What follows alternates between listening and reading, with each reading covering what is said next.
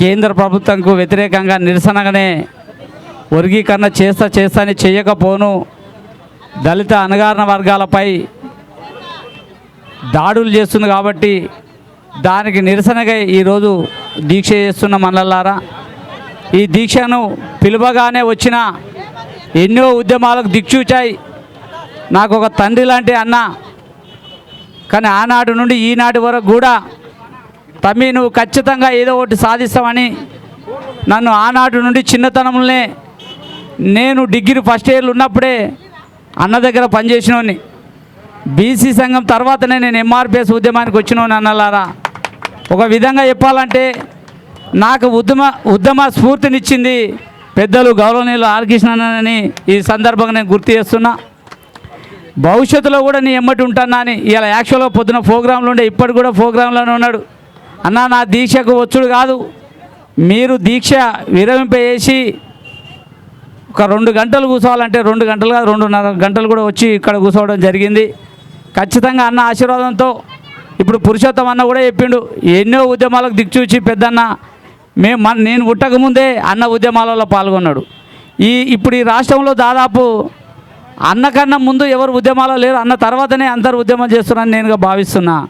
అట్లాంటి అన్న మా ఉద్యమాన్ని దీవించి ఆశీర్వదించి ఖచ్చితంగా మనం ప్రతి ప్రోగ్రాంలో నేను వెన్నంటుండని చెప్పడమే కాకుండా అన్న రాజ్యసభ సభ్యుడు కాబట్టి ఆర్ కృష్ణన్న మాట అంటే మాట మీదే ఉంటాడు. పార్లమెంట్లో ఖచ్చితంగా ఈ సమస్యపై లేవనెత్తుతాని మాట ఇవ్వడం జరిగింది. దానికి జాతి పక్షాన ఖచ్చితంగా మేము అన్నకు ధన్యవాదాలు తెలుపుతున్నాం.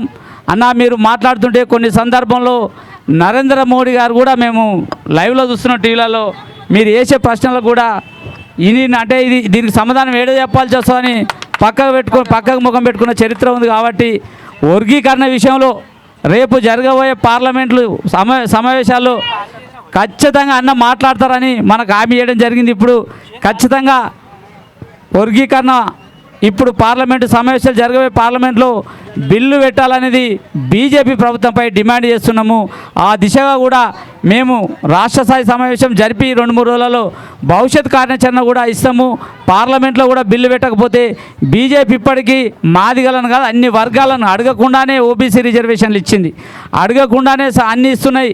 అడిగిన విషయం 30 ఏళ్ళ నుంచి కొట్లాడుతున్న వర్గీకరణ విషయంలో మాత్రం నిమ్మకు నీరెట్టినట్టుంది. కాబట్టి ఖచ్చితంగా వర్గీకరణ అయ్యేంత వరకు కూడా మా ఎంఆర్పిఎస్ ఉద్యమాన్ని మేము ముందుకు తీసుకెళ్తాం. చూడండి, సంబరాలు ఎప్పుడు చేసుకుంటారు? ఈయాటికి కరెక్ట్ ఉద్యమం ఏర్పడి 30 సంవత్సరాలు. 1994 ఏర్పడిన ఉద్యమము నేటికి 30 సంవత్సరాలు నిండిన సందర్భంగా యాత్రల పేరుతో కేకులు కట్ చేస్తారు. దిక్కు సంబరాలు తెలంగాణ ఉద్యమం ఏర్పడిన తర్వాత, తెలంగాణ సాధించిన తర్వాత సంబరాలు చేసుకోరు. అసలు తెలంగాణ వస్తుందా రాదని సమాజం మొత్తం చూసింది. అట్లాంటి తెలంగాణలు ఇలా సాధించి కలలు కన్నాం.